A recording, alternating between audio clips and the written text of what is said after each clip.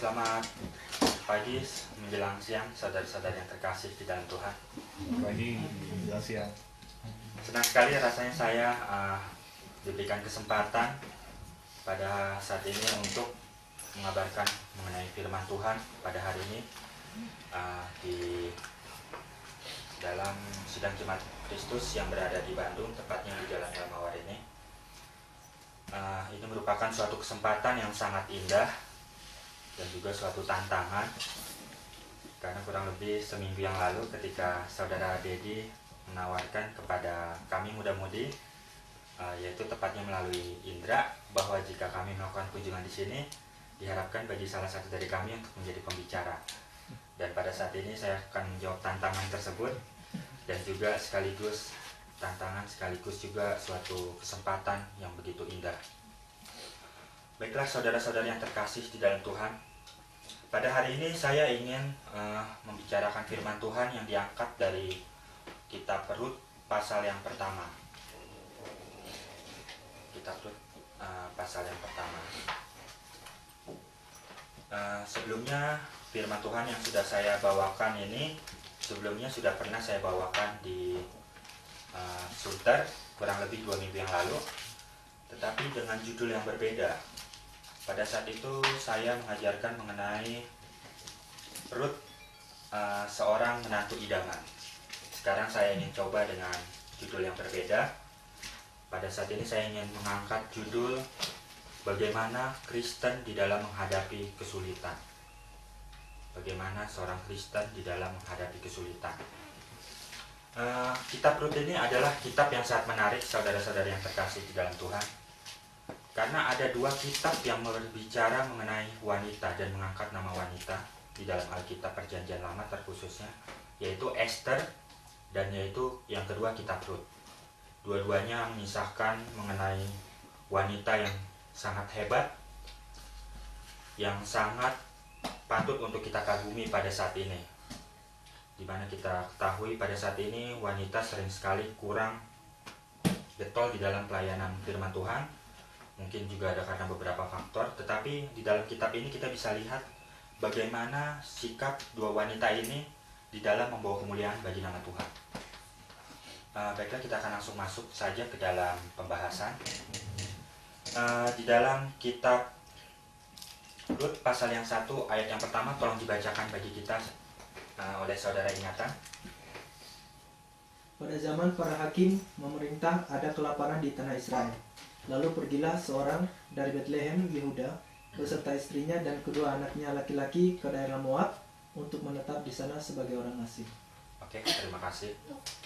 Saudara-saudara yang terkasih di dalam Tuhan, di dalam bagian yang pertama kita akan membicarakan mengenai bagaimana keputusan dan tindakan Elimelek di dalam meninggalkan Bethlehem. Kita akan lihat bagaimana Elimelek, seorang kepala keluarga yang adalah seorang Yahudi, seorang Bethlehem, di dalam menghadapi kesulitan. Di dalam ayat yang pertama tadi yang baru dibacakan saudara ingatan, dinyatakan di sana bahwa pada saat itu terjadi kelaparan di Bethlehem sehingga mereka pergi menetap ke tanah Moab.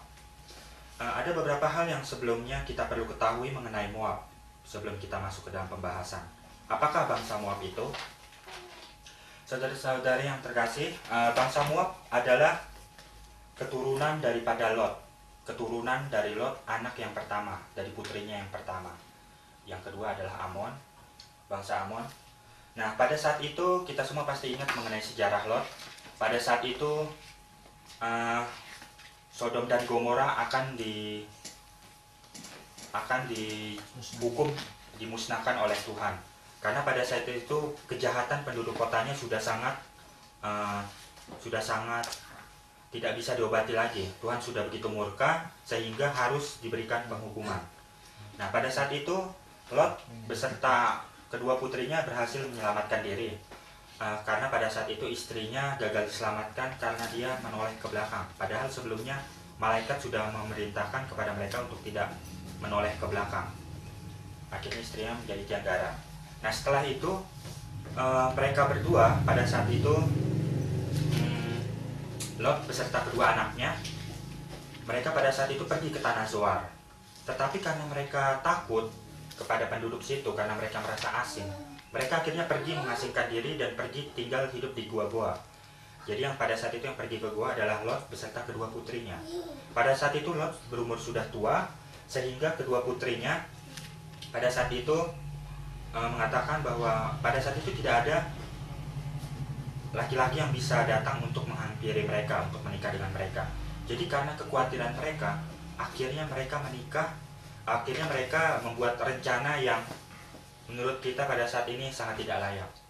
Mereka memabukkan ayahnya, dan akhirnya pada saat ayahnya mabuk, anak yang pertama datang menghampiri ayahnya, sehingga akhirnya mengandung dan melahirkan keturunan, yaitu bangsa Moab dari anak pertama, dan yang anaknya yang kedua juga melahirkan bangsa Amon.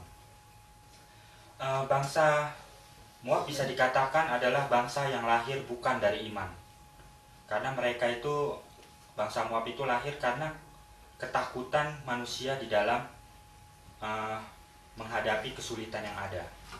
Oleh karena itu bangsa Moab dan Israel memiliki hubungan yang tidak harmonis. Kita semua boleh membuka petanya di mana lokasi Moab pada saat itu.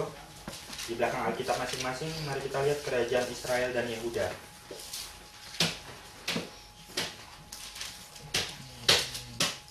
Kerajaan Israel dan Yehuda, di situ bisa kita lihat Moab. Letak Moab itu ada di selatan dari Bethlehem, dan itu diantaranya ada Laut Mati. Jadi untuk ke Yerusalem, dari Yerusalem ke Moab ini memakan waktu yang sangat lama. Nah, kita akan kembali ke topik kita tadi. Pada saat itu terjadi kelaparan yang begitu hebatnya.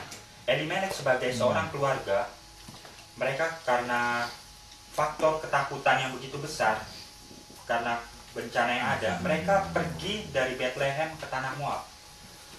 Dari Bethlehem ke Moab itu kurang lebih ada jarak perjalanan darat 80 sampai 100 km.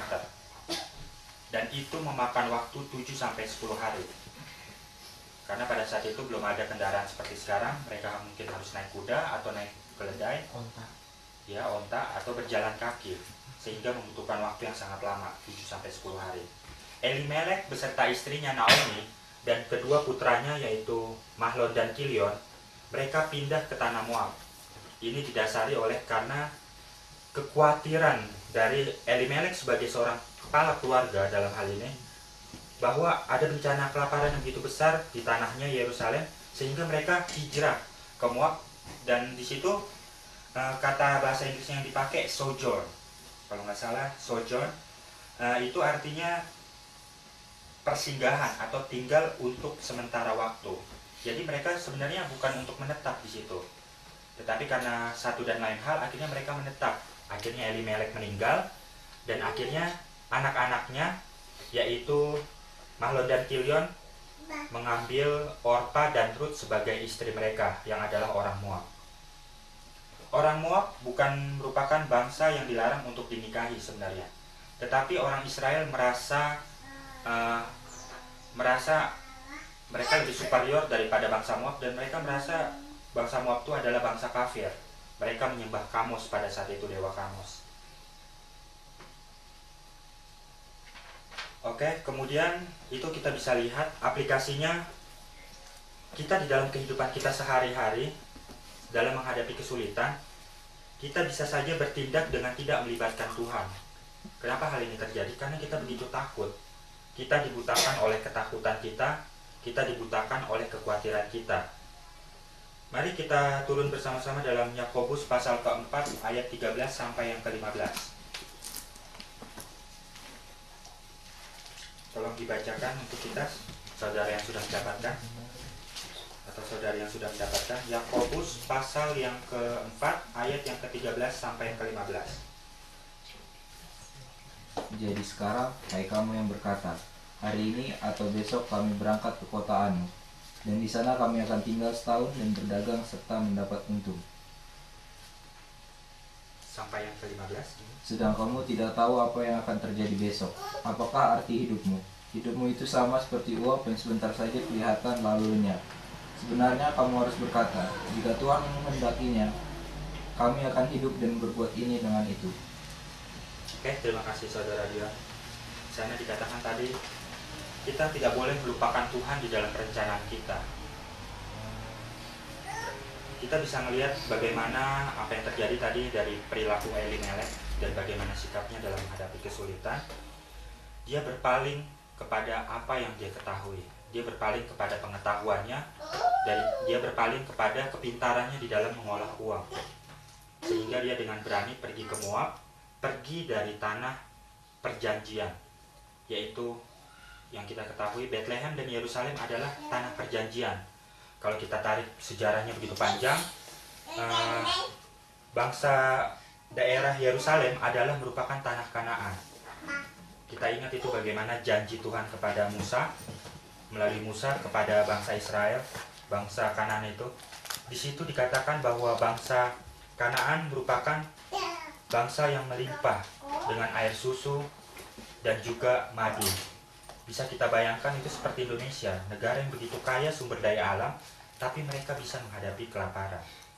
Itu perlu kita pertanyakan. Kenapa kita menghadapi kesulitan di dalam kehidupan kita? Kita perlu pertimbangkan kembali poin yang kedua tadi.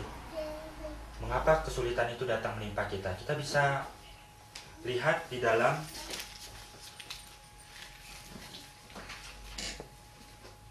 Ulangan pasal yang ke-11, ayat yang ke-9 sampai ke-17. Apa sih kata Tuhan mengenai tanah Kanaan itu dan janjinya?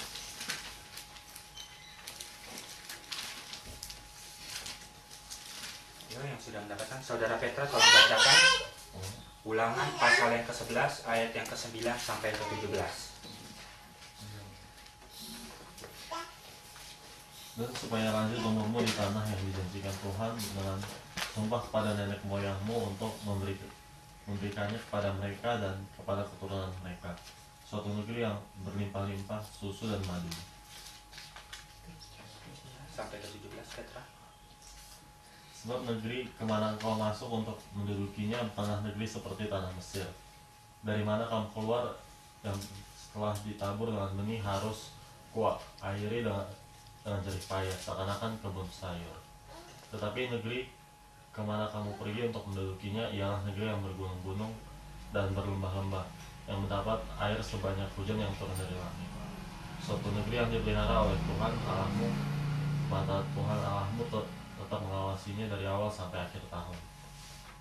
Jika kamu dengan sungguh-sungguh mendengarkan perintah yang kusampaikan kepadamu pada hari ini, sehingga kamu mengasihi Tuhan Allahmu dan beribadah kepadanya dengan segenap hatimu dan dengan segenap jiwamu, maka Ia akan memberikan hujan untuk tanahmu pada masanya, hujan awal dan hujan akhir, sehingga engkau dapat mengumpulkan gandummu, anggurmu dan minyaknya.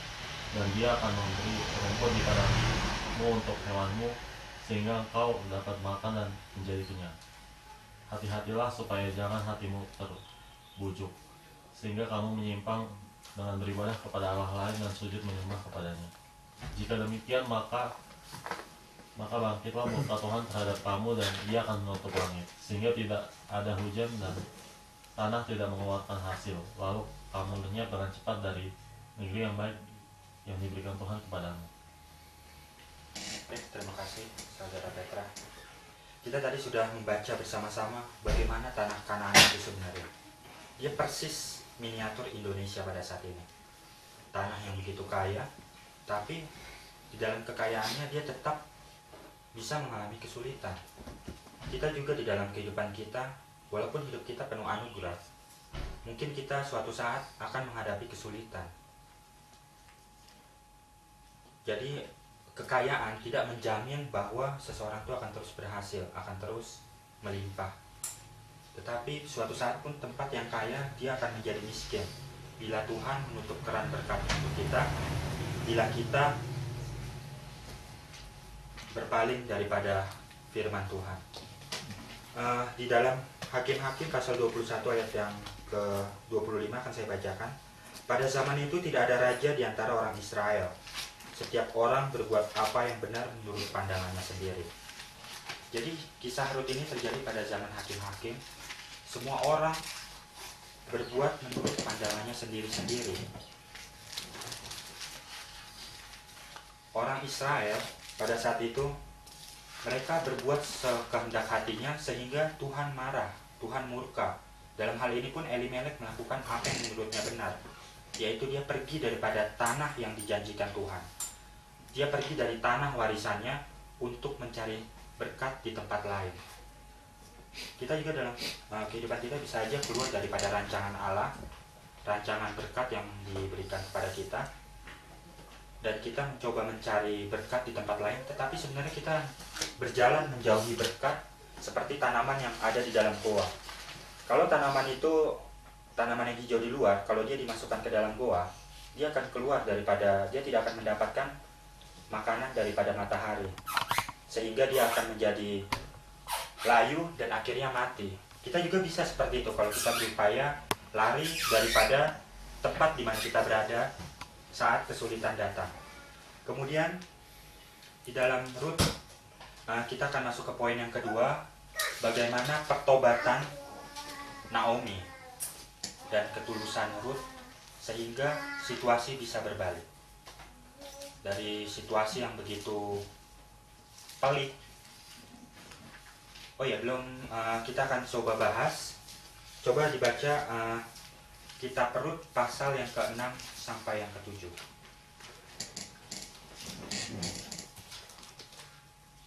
Maaf, Kitab Rut pasal yang pertama ayat yang kedua sampai yang ke-7.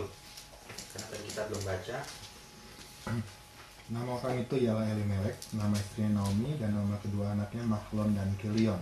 Semuanya orang-orang Efrata dari Bethlehem Yehuda, dan setelah sampai ke daerah Moab, diamlah mereka di sana. Kemudian matilah Elimelek suami Naomi, sehingga perempuan itu tertinggal dengan kedua anaknya. Keduanya mengambil perempuan Moab, yang pertama bernama Orpa, yang kedua bernama Ruth, dan mereka diam di situ kira-kira 10 tahun lamanya. Lalu matilah juga keduanya, yakni Mahlon dan Kilion, sehingga perempuan itu kehilangan kedua anaknya dan suaminya. Ayat 6. Kemudian berkemaslah ia dengan kedua menantunya, dan ia pulang dari daerah Moab. Sebab di daerah Moab ia mendengar bahwa Tuhan telah memperhatikan umatnya dan memberikan makanan kepada mereka. Oke, terima kasih saudara Adi. Saudara Dedi. Jadi setelah kesulitan yang dialami oleh Naomi, dia telah kehilangan suaminya, dia kehilangan kedua anaknya setelah menikah 10 tahun. Namun kedua anaknya belum dikaruniai keturunan, sehingga tidak ada penerus nama daripada keluarga dari suaminya. Sehingga dia berpikir untuk kembali pulang ke tanah Yerusalem karena dia mendengar bahwa Tuhan telah membuka kembali berkat-Nya. Tuhan telah memperhatikan kesengsaraan umatnya di Yerusalem. Dan akhirnya di dalam hal ini kita lihat bahwa Naomi dia bertobat. Dia ingin kembali ke tanah di mana tanah perjanjian, yaitu tanah warisan yang seharusnya dia miliki pada saat itu. Namun pada saat itu kita bisa lihat di ayat ke-7 sampai yang ke-19 bagaimana pembicaraan Naomi kepada kedua menantunya. Jadi pada saat itu mereka ingin kembali ke tanah Yerusalem. Namun Naomi sebagai seorang mertua yang baik secara duniawi, dia ingin agar menantunya itu bisa hidup dengan bebas. Mereka bisa kembali berkeluarga, bisa mencari suami, dan akhirnya memiliki keturunan, berkeluarga. Itu pikiran yang baik menurut Naomi pada saat itu. Tetapi sebenarnya kalau kita perhatikan baik-baik, saudara-saudara yang terkasih dalam Tuhan, di dalam ayat ini nanti akan kita baca bersama-sama. Akan saya bacakan ayat yang ke-7 sampai yang ke-19. Begini bunyi firman Tuhan. Maka berangkatlah ia dari tempat tinggalnya itu bersama-sama dengan kedua menantunya. Ketika mereka sedang di jalan untuk pulang ke tanah Yehuda, berkatalah Naomi kepada kedua menantunya itu, "Pergilah, pulanglah masing-masing ke rumah ibunya. Tuhan kiranya menunjukkan kasih-Nya kepadamu, seperti yang kamu tunjukkan kepada orang-orang yang telah mati itu dan kepadaku. Kiranya kasih karunia Tuhan kamu mendapat berkat. Kiranya atas karunia Tuhan kamu mendapat tempat perlindungan masing-masing di rumah suaminya. Lalu diciumnyalah mereka, tetapi mereka menangis dengan suara keras dan berkata kepadanya, "Tidak, kami ikut dengan engkau pulang kepada bangsamu." Tetapi Naomi berkata, "Pulanglah anak-anakku, mengapakah kamu turut dengan aku? Bukankah tidak akan ada lagi anak laki-laki yang kulahirkan untuk dijadikan suamimu nanti? Pulanglah anak-anakku, pergilah, sebab sudah terlalu tua aku untuk bersuami. Seandainya pikirku ada harapan bagiku, dan sekalipun malam ini aku bersuami, bahkan sekalipun aku masih melahirkan anak laki-laki, masakan kamu menanti sampai mereka dewasa? Masakan karena itu kamu menahan diri dan tidak bersuami? Janganlah kiranya demikian anak-anakku. Bukankah jauh lebih pahit yang aku alami daripada kamu? Sebab tangan Tuhan teracung terhadap aku." Menangis pula mereka dengan suara keras. Lalu Orpa mencium mertuanya itu minta diri. Tetapi Rut tetap berpaut kepadanya. Berkatalah Naomi, "Telah pulang iparmu kepada bangsanya dan kepada para allahnya. Pulanglah mengikuti iparmu itu." Tetapi kata Rut, "Janganlah desak aku meninggalkan engkau dan pulang dengan tidak mengikut engkau. Sebab kemanapun engkau pergi, ke situ jugalah aku pergi. Dan di mana engkau bermalam, di situ jugalah aku bermalam. Bangsamu lah bangsaku, Allahmu lah Allahku. Di mana engkau mati, aku pun mati di sana. Dan di sanalah aku dikuburkan. Beginilah kiranya Tuhan menghukum aku, bahkan lebih lagi daripada itu, jika sesuatu apapun memisahkan aku dari engkau, selain daripada maut." Ketika Naomi melihat bahwa Rut berkeras untuk ikut bersama-sama dengan dia, berhentilah ia berkata-kata kepadanya, dan berjalanlah keduanya sampai mereka tiba di Betlehem. Kita bisa lihat bagaimana tadi pembicaraan Naomi terhadap kedua menantunya, yaitu Orpa dan Rut. Naomi sebagai orang tua, mungkin dia berpikir baik. Kasihan, buat apa mereka menanggung, buat apa mereka tetap mengikuti aku, dan mereka ntar kasihan akan mengurusin aku seorang diri. Mereka harus mengurus aku yang sudah tua, mungkin pikirannya seperti itu. Tetapi dia lupa bahwa sebenarnya Orpa dan Rut adalah orang Moab sebelumnya kan. Mereka adalah penyembah Kamon. Tetapi kita lihat mereka berdua berkeras untuk mengikuti Naomi. Kenapa mereka berkeras pada awalnya? Ini perlu kita pertanyakan di dalam hati kita masing-masing. Kenapa? Sebabnya adalah tak lebih tak lain karena Mahlon dan Kilion di dalam kehidupannya sebagai seorang bangsa Yahudi, mereka pasti mereka melakukan tugasnya dengan baik sebagai seorang kepala keluarga. Mereka memperkenalkan firman Tuhan, mereka memperkenalkan Allah Israel kepada istri mereka yang bangsa Moab. Sehingga istri mereka yang bangsa Moab itu pun kagum akan Tuhan bangsa Yahudi, yaitu bangsa Israel, dan dia ingin ikut karena dia berpikir ada berkat, dan dia berpikir bahwa Allah Israel itu jauh lebih agung daripada Allah Moab. Namun kita lihat Orpa di satu sisi imannya pun dia belum bertumbuh secara dewasa, sehingga ketika dia diyakinkan oleh ibu mertuanya, dia langsung mendengarkannya. Dia berjuang sekali, setelah dikatakan kedua kali, "Janganlah ikut aku lagi, kasihan kalian." Akhirnya dia kembali kepada bangsanya. Ini menunjukkan bahwa bagaimana iman seseorang itu yang belum benar-benar dewasa. Mungkin di dalam perumpamaan penabur, iman Orpa ini seperti biji yang jatuh ke dalam semak belukar. Imannya itu mati karena dia membiarkan dirinya dikuasai oleh ketakutan akan hal-hal duniawi, sehingga akhirnya dia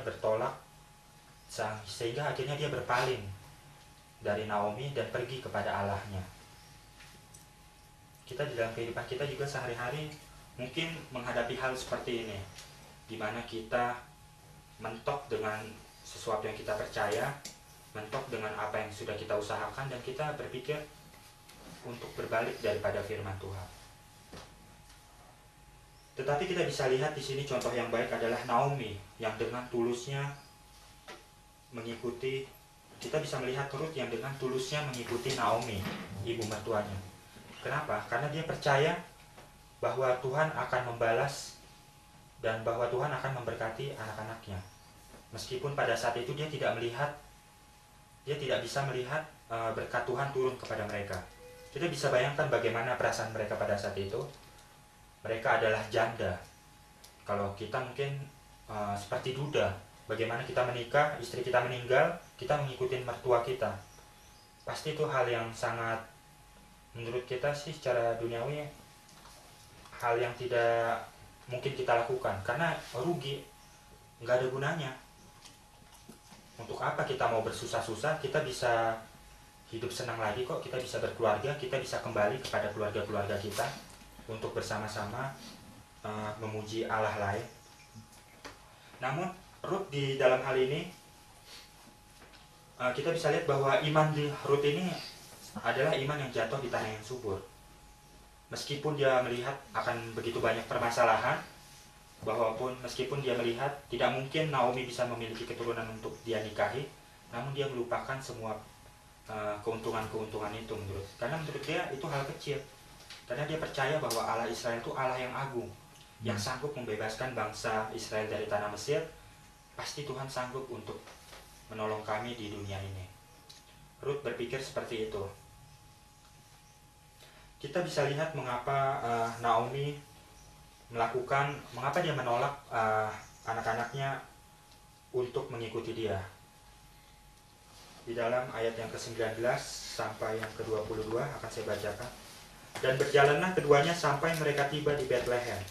Ketika mereka masuk di Betlehem, gemparlah seluruh kota itu karena mereka. Dan perempuan-perempuan berkata, Naomi kah itu? Tetapi ia berkata kepada mereka, janganlah sebutkan aku Naomi, sebutkanlah aku Mara. Sebab yang Maha Kuasa telah melakukan banyak yang pahit kepadaku. Dengan tangan yang penuh aku pergi, tetapi dengan tangan yang kosong Tuhan memulangkan aku. Mengapakah kamu menyebutkan aku Naomi? Karena Tuhan telah naik saksi menentang aku, dan yang Maha Kuasa telah mendatangkan malapetaka kepadaku. Demikianlah Naomi pulang bersama-sama dengan Rut, perempuan Moab itu, menantunya, yang turut pulang dari daerah Moab. Dan sampailah mereka ke Betlehem pada permulaan musim menuai jelai. Ini adalah dasar mengapa Naomi begitu putus asa. Sehingga meskipun secara spiritual saya yakin dia mengenal Tuhan, dan dia secara spiritual saya pikir pasti dia orang yang baik, karena dia memperhatikan bagaimana kesejahteraan dari menantunya, sehingga disuruh udah pergi aja menikah, kembalilah kepada keluargamu, menikahlah kepada orang lain. Tapi dia hanya memikirkan hal-hal duniawi saja pada saat itu, karena dia merasa putus asa. Dia mengalami kepahitan. Dia pergi dengan tangan yang penuh, pergi dengan harta benda, pergi dengan suami dan kedua anak-anaknya, namun dia pulang, anak-anaknya udah gak ada, melainkan hanya orang asing aja, menantunya yang adalah orang asing, orang Moab, orang yang menurut mereka pada saat itu adalah bangsa inferior, orang kafir, tidak layak untuk beribadah kepada Tuhan. Tetapi kita lihat bahwa setiap daripada kita dalam menghadapi permasalahan, kita bisa saja jatuh ke dalam dosa. Tetapi itulah gunanya kita memiliki teman, kita memiliki saudara-saudara yang seiman, yang memiliki visi yang sama. Agar ketika kita jatuh ke dalam dosa, saat kita lemah, saudara kita itu akan membantu kita. Sama seperti Rut, yang pada saat itu melihat ibu mertuanya yang sedang putus asa, dia berkeras untuk ikut ke tanah Yerusalem, walaupun itu sangat jauh.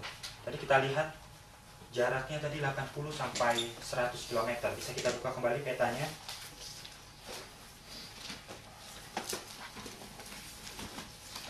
Peta kerajaan Israel dan Yehuda. Kita lihat di pojok kanan bawah itu Edom, ada di atasnya Moab. Begitu jauh. Kalau mereka ingin ke Bethlehem, maka jaraknya itu sangat jauh sekali, 80 sampai 100 km, dan itu memakan waktu 7 sampai 10 hari. Kita bisa bayangkan betapa sulitnya perjuangan Ruth tadi untuk menolong ibu mertuanya. Di dalam hal ini kasih Ruth ini didasari oleh tadi itu firman Tuhan. Hatinya telah dibukakan oleh firman Tuhan, sehingga walaupun hal itu menurutnya sulit dan tidak mungkin, tetapi dia mau berjuang untuk membantu, untuk bersama-sama dengan Naomi, ibu mertuanya, pulang ke tanah Bethlehem. Dan kita pada akhirnya nanti akan kita lihat Ruth pada akhirnya dia nanti akan menikah dengan Boaz, dan Boaz ini nanti akan melahirkan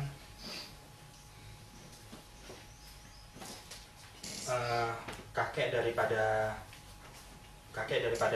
Raja Daud, yaitu Obed, ayah daripada Isai. Kita bisa lihat di 1 Samuel pasal 4 ayat yang ke-22. Obed ayat yang ke-21 sampai yang ke-22. Salmon memperanakan Boaz, Boaz memperanakan Obed, Obed memperanakan Isai, dan Isai memperanakan Daud. Jadi kita semua sekarang lihat bahwa perjuangan Ruth ini tadi sangat begitu hebatnya di dalam menghadapi kesulitan. Dia tidak menyerah, dia tidak mau menyerahkan imannya hanya karena kesulitan atau karena pikiran duniawi semata. Sekarang siapa dari kita yang tidak mengenal Ruth? Ruth yang adalah orang Moab, dia adalah nenek daripada raja-raja Israel. Kita sekarang bisa mengenal Ruth sebagai orang yang demikian, orang yang besar. Padahal sebelumnya dia siapa? Dia adalah orang Moab, bangsa yang hina mungkin menurut bangsa Israel. Keturunan daripada Lot, bangsa yang dilahirkan bukan dari iman. Tetapi Tuhan bisa mengubah kesulitan itu menjadi sesuatu yang indah tepat pada waktunya jikalau kita terus berpegang pada iman kita. Saya punya cerita ilustrasi untuk menutup khotbah pada hari ini. Pada suatu hari ada 2 orang sahabat yang pergi untuk melakukan perjalanan memanjat gunung, memanjat tebing.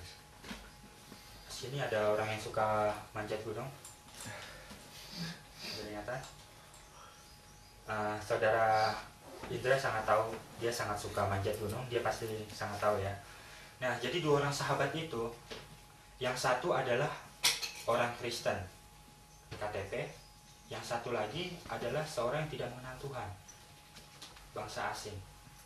Nah, suatu saat mereka berdua sama-sama terjatuh ke dalam jurang, dan akhirnya mereka berdua berpegangan kepada suatu tanaman yang tumbuh di tepi tebing. Kemudian yang orang tadi berkata, yang orang Kristen KTP tadi berkata, dia berteriak, Tuhan, Tuhan, tolong aku. Aku kalau ntar udah selamat, aku mau ini bertobat. Aku nggak mau jadi Kristen KTP lagi. Tuhan, tolonglah aku. Nah, pada saat itu temannya juga berkata demikian. Yang tadi seorang yang tidak mengenal Tuhan itu, seorang free thinker, dia berkata, ya Allah yang disembah temanku ini, yang disembah oleh orang Kristen, aku mau jadi Kristen kalau kami diselamatkan, tolong aku. Nah, ini hanya ilustrasi saja ya. Pada saat itu akhirnya berbunyilah keluar suara dari gemuruh langit dan berkata, hahaha, hai pada saat senang kau tidak mau mendengarkan aku, sekarang pada saat sulit berani sekali kau memanggil namaku. Kemudian dia berkata kepada si B juga, hai B, kau selama ini gak mengenal aku, tetapi sekarang kau menyebut namaku karena kau mengalami kesulitan. Terus apa yang kalian inginkan, katanya. Kemudian mereka berdua berkata, Tuhan, tolong selamatkan kami gak mau mati. Akhirnya di tepi tebing itu, di bawahnya sebenarnya terdengar suara arus air yang sangat deras, sehingga mereka ketakutan. Mereka berpikir, wah pasti ini air terjun di bawahnya dan ada batu-batu, pasti kalau kami jatuh mati. Nah, akhirnya Tuhan berkata kepada mereka, baiklah, aku akan menyelamatkan kalian, tetapi lepaskan pegangan kalian. Tetapi orang yang Kristen KTP ini, dia meragukan imannya. yang benar Tuhan, jangan begitulah, cara yang lain. Nah, Kirimlah malaikatmu untuk terbang kepada aku. Akhirnya Tuhan tidak menjawab lagi, karena dia hanya memberikan satu kali ini kan jawaban tadi. Nah akhirnya yang tadi itu, yang free thinker, dia berpikir kan, ya gimana ya, ya udahlah. Akhirnya dia mikir kan, aku yang udah jahat selama ini, udah lepas aja. Akhirnya dia jatuh, dia teriak ah. Nah yang satu lagi, dia temennya ini, dia nggak mau ngelepas, dia pegang terus itu. Dia pegang karena ketakutan, dia mendengar suara air yang begitu deras di bawahnya. Akhirnya temennya ini ternyata jatuh ke air, namun karena tenaganya masih penuh, dia bisa berenang ke tepian. Dia berenang ke tepian dan akhirnya dia selamat. Nah sedangkan yang satu lagi, dia nggak mau, dia terus, ya Tuhan ayolah, ya Tuhan ayolah, Tuhan tolonglah. Akhirnya dia lemes, akhirnya lepas dan akhirnya dia jatuh. Tapi karena dia udah kehabisan energi, akhirnya dia terbawa arus dan mati. Kadang kita juga di dalam kehidupan kita menyebut kita Kristen, bisa jadi kita nggak siap untuk melepaskan hal-hal yang menurut kita penting. Kita nggak bersedia untuk melepaskan pemikiran kita, pikiran-pikiran duniawi kita. Tetapi kadang orang-orang yang dari bangsa asing, yang begitu mengenal Tuhan, dia dengan mudahnya mengikuti perintah Tuhan. Karena dia memiliki kasih yang mula-mula, dia masih begitu, ya dia nating tulus lah, dia berpikir seperti itu. Sedangkan yang kita yang Kristen kadang berpikir, wah kita harus diselamatkan, tapi dengan cara gua nggak mau dengan cara lain. Demikian khotbah yang bisa saya sampaikan, semoga bermanfaat buat kita semua pada hari ini. Tuhan memberkati.